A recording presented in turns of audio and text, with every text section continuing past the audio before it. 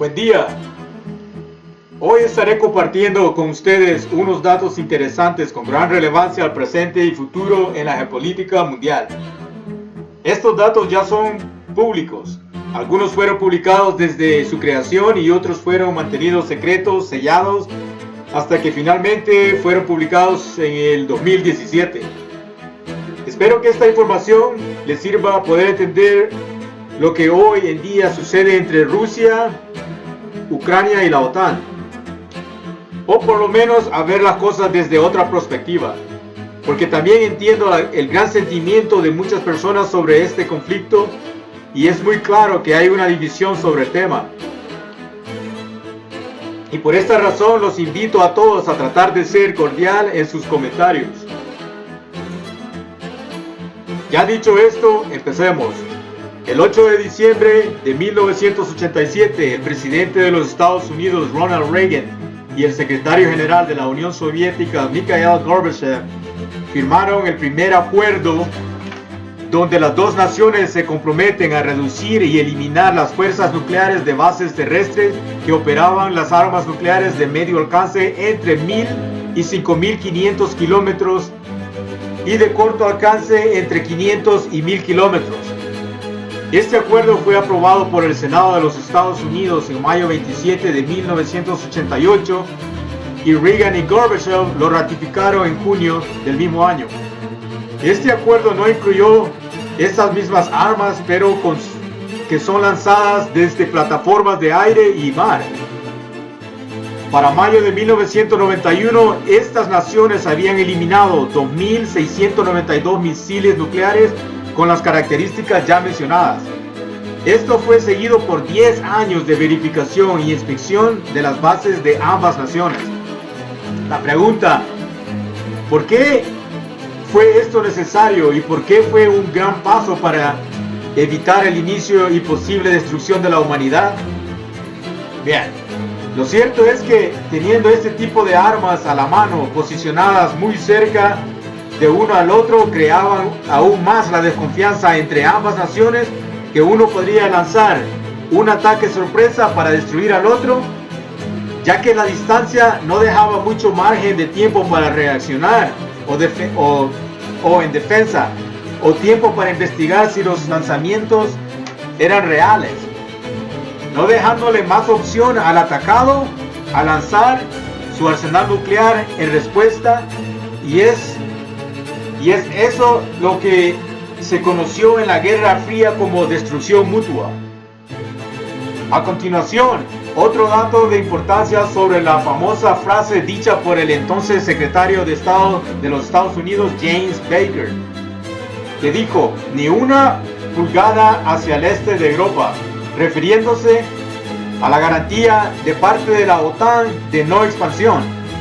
Esto fue el tema de una reunión con el líder de la Unión Soviética, Mikhail Gorbachev, el 9 de febrero de 1990. Esto fue parte de una cascada de garantías de seguridad para la Unión Soviética ofrecida por parte de líderes occidentales a Gorbachev y otros líderes soviéticos mediante el proceso de la unificación de Alemania entre 1990 y 1991.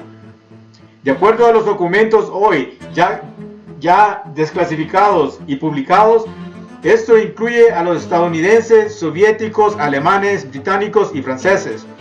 Estos documentos fueron mantenidos sellados y fueron publicados por primera vez hasta el 12 de diciembre del 2017 por los Archivos Nacionales Estadounidenses de la Universidad de George Washington. Y la pregunta es, ¿por qué fue necesario mantener esos documentos ocultos al público? ¿Por qué tardaron hasta el 2017 para hacerlos públicos?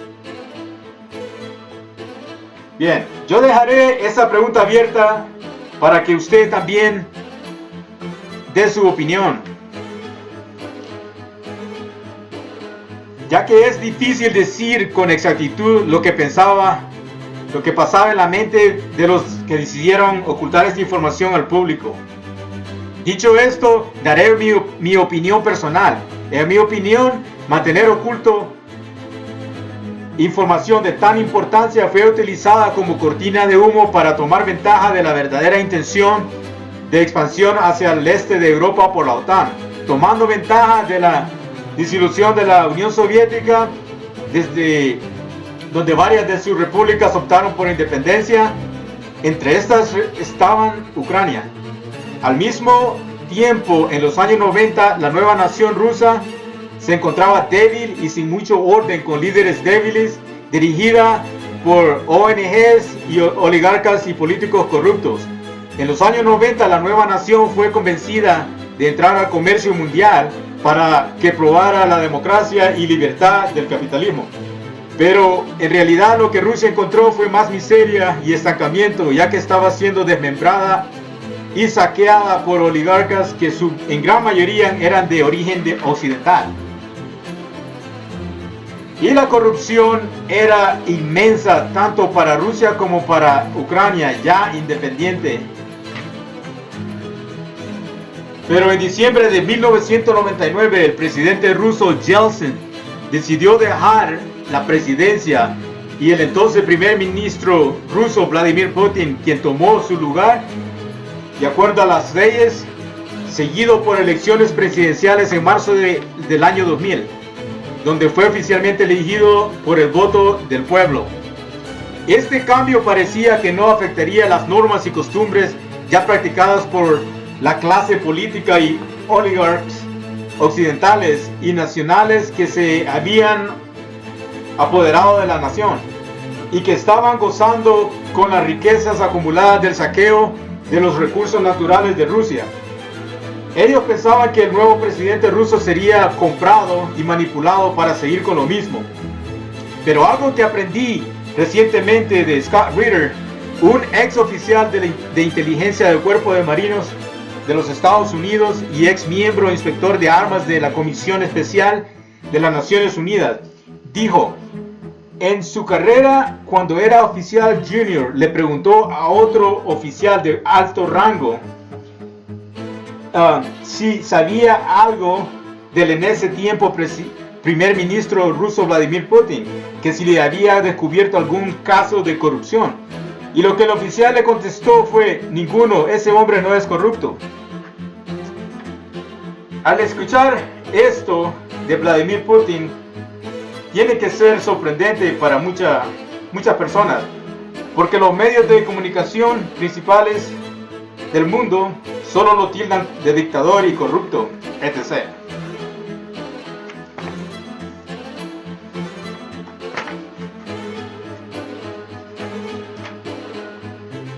En otra nota de otro militar estadounidense, en este caso es una ex coronel ya retirado, ya jubilado, su nombre es Douglas McGregor, donde él dijo y expresó en una entrevista: Occidente y los oligarcas se equivocaron con Vladimir Putin en ese entonces y hoy en el presente. Este hombre fue miembro de la KGB, la agencia de inteligencia rusa, pero no operando como espía en otros países, ya que él de profesión es abogado. Siempre mantuvo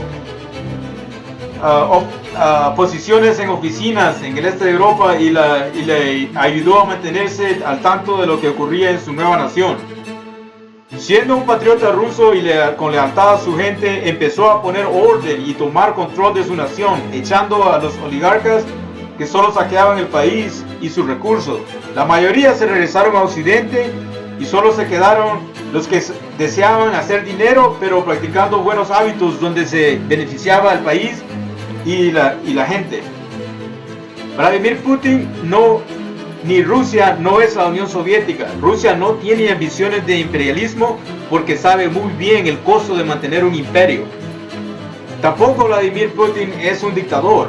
Todo esto son falsedades y propaganda de Occidente, porque no lo quieren, porque él no hace lo que le dicen, dijo el ex coronel Douglas McGregor, estadounidense. Bien, amigos, hablemos de dictadores. ¿Qué es un dictador? ¿O a qué se refiere la mayoría de gente hoy en día a un dictador? Hablemos un poco del tema. Yo creo que si en tu país un presidente tiene la aprobación de la mayoría de su gente y la Constitución se lo permite de tener más de un término presidencial, entonces no lo hace dictador, sino que popular y necesario para su nación.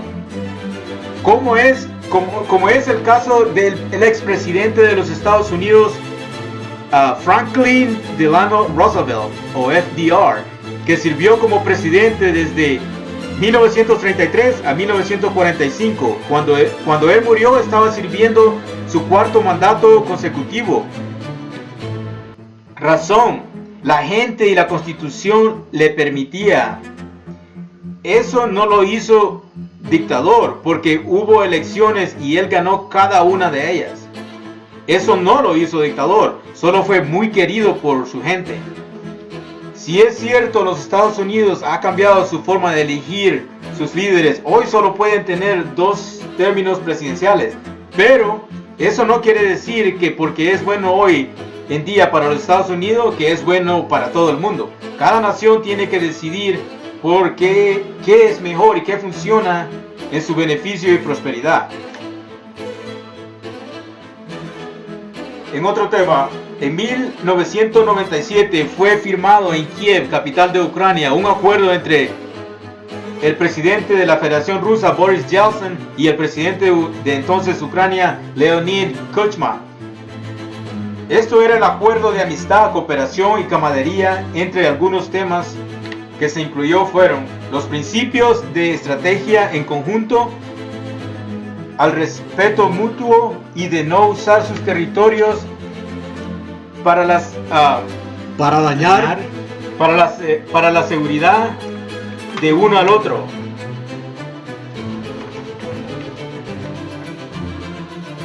En otras palabras, no permitir fuerzas o armas extranjeras en sus territorios. Este acuerdo se deterioró en el 2014 después del derrocamiento del presidente electo prorruso Viktor Yanukovych, donde su sucesor Petro Poroshenko, pro-OTAN Occidente, inició medidas antirrusas y decidió no renovar el acuerdo de 1997. Entre las nuevas medidas puestas por este presidente incluyó la eliminación del idioma ruso de todo el país, siendo que en el sur y el este la mayoría son y siempre fueron de descendencia rusa, y igual su idioma. Dado a esta y otras medidas, estas regiones del Donbass deciden independizarse de Ucrania. Esto trajo la reacción deseada por los que buscaban desatar una guerra lucrativa de armas. Viendo lo que se aproximaba, los rusos llevaron un referendo en la península de Crimea para darle a la gente a elegir si se quedaban con Ucrania o oficialmente regresaban a la Federación Rusa. La gran mayoría de la gente votó en favor al regreso a su patria de la Federación Rusa. ¿Por qué el regreso? Porque Crimea fue parte de la Federación Rusa, por lo menos en los últimos 250 años o más. Pero en 1954 fue transferida por Nikita Khrushchev, presidente de la entonces Unión Soviética, para que fuera administrada por Ucrania, que también entonces era parte de la Unión Soviética. Pero cuando la Unión Soviética desapareció, Crimea se quedó conectada con Ucrania. Por lo tanto, y naturalmente, la población de Crimea optó en regresar a la Federación Rusa con el referendo y voto legal. Esto no le pareció a Occidente, porque parece que su plan siempre fue poner bases de la OTAN en Crimea, que le llamaban el ombligo suave de Rusia. Y esto jamás sería permitido por la Federación Rusa, ya que por siglos ha sido la única base de agua caliente y también hogar de una de las bases navales más grandes de la Federación Rusa, llamada Sebastopol. La ambición de robarle a Rusia la península de Crimea por parte de Occidente no es nada nuevo. Ya el Imperio Británico, el Imperio Francés junto al Imperio Turco en conjunto lo atacaron y intentaron quedarse con Crimea en la guerra de 1854 al 56, donde Rusia pierde Crimea temporalmente y luego la recupera. Estos temas son más extensos y tomaría largo tiempo hablar de todo completo, y me he enfocado en tratar de dar un resumen nada más. Bueno amigos, creo que estamos donde estamos en este conflicto por usurpadores extranjeros que llegaron a echarle leña al fuego, y esto es posible porque lograron crear una situación inestable, caótica, que llevaría a dos naciones hermanas a la guerra. Esto le fue posible porque en Ucrania encontraron lo necesario. Por ejemplo, grupos radicales de ultraderecha nazi que aún viven en el pasado de odio contra los rusos por la derrota sufrida por los nazis frente a la Unión Soviética o los rusos en la Segunda Guerra Mundial. El líder eterno que estos grupos fielmente siguen se llamaba Stepan Banderas. Fue un tipo que nació en 1909 durante el Imperio Húngaro-Austriaco y durante la invasión de Alemania nazi a la Unión Soviética. Stepan Banderas se unió a los nazis como fiel colaborador vistiendo el uniforme alemán. Durante esa época de ocupación, él pensó que era buena idea en empezar el movimiento de independencia de Ucrania, pero no funcionó. Muchos de sus seguidores sobrevivieron a la Segunda Guerra Mundial y obviamente la historia de Stepan Banderas se compartió con sus descendientes a convertirse en leyenda y héroe nacional de Ucrania. Y es por eso que hoy en día Ucrania tiene presencia de grupos radicales ultraderechistas con tendencia nazi y odio a los rusos. Y por consecuencia no les fue difícil convencer a estos grupos a empezar revueltas con sentimiento antirruso. También encontraron un joven actor presidente con muy poca experiencia en política interna y geopolítica mundial.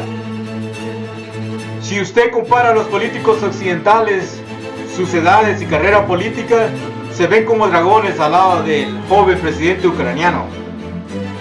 Y esto explica cómo llevaron a dos naciones hermanas eslavas a pelearse entre ellos mismos, ya que estas dos naciones hermanas han sangrado juntas por los mismos objetivos en guerras pasadas.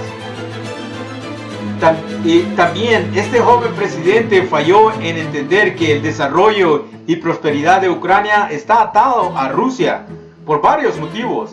Entre algunos son cultura, idioma, comercio, energía barata, cooperación militar y otros. Pero hoy ya es tarde. Esta semana el Fondo Monetario Internacional anunció que Goldman Sachs y BlackRock, dos de las empresas financieras más poderosas del mundo, están listos para invertir en la reconstrucción humanitaria, como ellos le llaman, de Ucrania. Y parece que ya están planeando cómo dividirse el país. Y parece que van rápido y en serio, porque también esta semana algunos medios de comunicación anunciaron que aparentemente la OTAN le ofreció a Rusia términos de paz y que Rusia se podía quedar con el 20% de Ucrania. Creo eso significa o están refiriéndose al área del Donbass. Pero creo que esa parte es de la que las repúblicas que se independizaron, que Ucrania y por la que Rusia ha peleado al lado de los separatistas y que ya casi terminaron de liberar. Pues creo que para los rusos esto no sería un buen trato y tal vez no les interese para nada, porque ya casi ya la liberaron. Bueno, yo creo que es absurdo que ahora que ven que ya casi gana Rusia y casi destroza toda la Fuerza Armada Ucraniana, hoy vengan y quieran ofrecerle este trato a los rusos, de darle 20%. Creo que en mi punto de vista no le va a interesar a Rusia, pero vamos a ver qué es lo que pasa en los próximos días. Bueno amigos, hasta aquí llegamos hoy. Si este video es de su agrado, por favor no olviden de comentar, compartir, denle like y suscríbanse. Saludos y vida a todos.